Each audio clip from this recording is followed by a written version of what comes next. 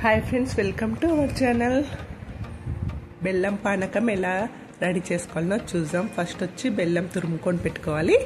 మిరియాలు, సొంటి, ఇలాచీలు. ఇప్పుడు ఇందులో వాటర్ వేసుకుందాము. ఇవి మిక్సీ చేసుకోవాలి. ఈ ఇలాచీలు పొట్టు తీసుకోవాలి. పొట్టు తీసుకొని వేసుకుంటే మంచిగా వస్తుంది టేస్ట్.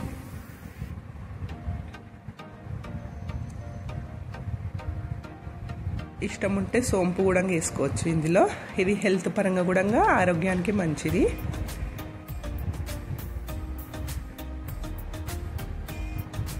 కొంచెం బరకగానే వేసుకోవాలి.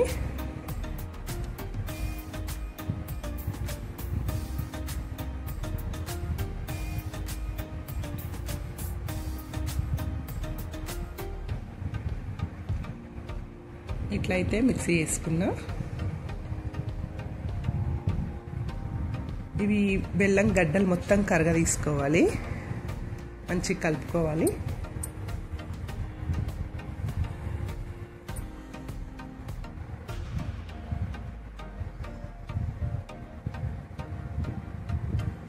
వడబట్టుకోవాలి. ఇసుక ఏదన్నా చెరుకు గడది ఉంటుంది కదా పొట్టు, అది రాకుండా వడగట్టుకేసుకోవాలి.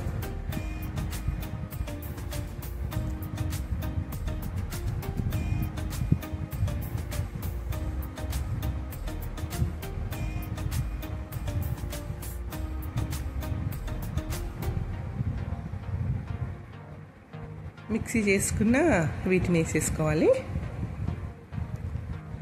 కలుపుకోవాలి.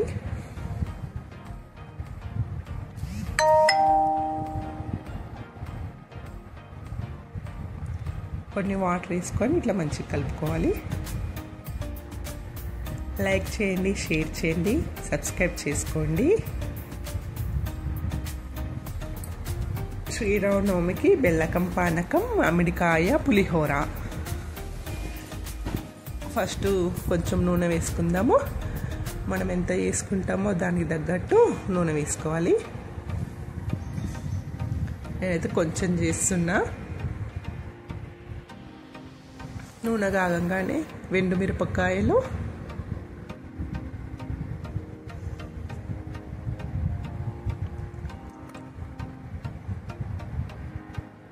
రెండు అలాగే వేసుకుంటున్నా, రెండు చుంచి వేసుకుంటున్నా.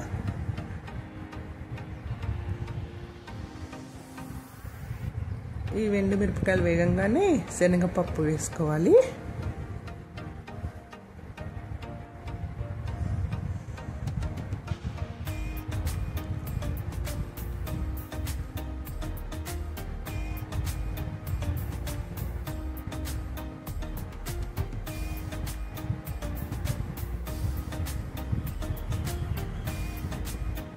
శనగపప్పు, కొన్ని మెంతులు, ఆవాలు, జీలకర్ర.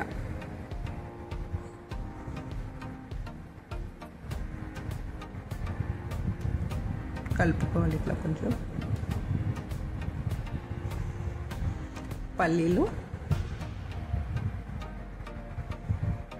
బాగుంటుందండి మామిడికాయ పులిహోర. ఇప్పుడు పచ్చిమిరపకాయలు సన్నం తరుపుకున్నాయి ఇందులో వేసుకోవాలి. ఇవి కొంచెం వేగంగానే కలమాకు వేసుకోవాలి.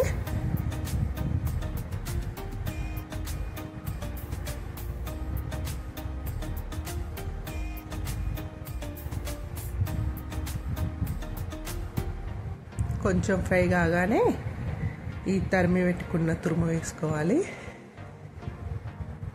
మామిడికాయది.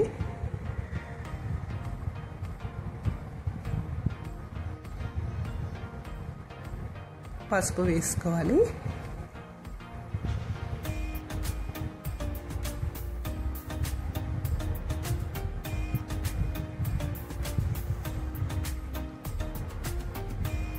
మనకు టేస్ట్కి తగ్గట్టు ఉప్పు వేసుకోవాలి.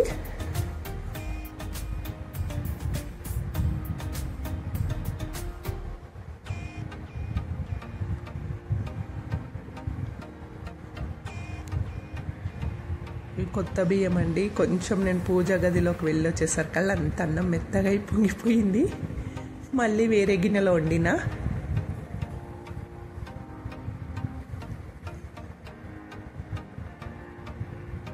ఇందులోకి వేసి కలుపుకుందాము. కొంచెం మక్కుతే బియ్యము అన్నం మంచిగా అవుతుంది. గడ్డలు లేకుండా కలుపుకోవాలి. కొత్త బియ్యం కదా, చేతితో కలుపుతూనే జర మంచిగా వస్తాయి. గడ్డలన్నీ పోయి నీట్గా అవుతుంది, విడిపోయి. స్పూన్తో కలిపితే అట్లనే ఉంటున్నాయి గడ్డలు.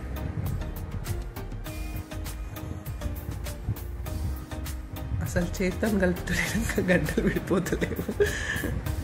అట్లా గట్టిగా ఉంటుంది అన్నం.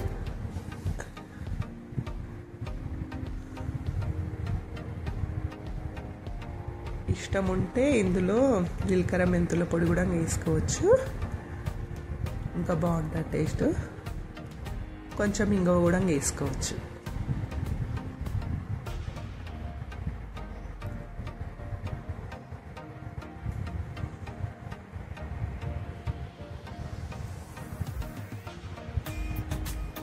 మీరు కూడా మామిడికాయ పులిహోర ట్రై చేయండి.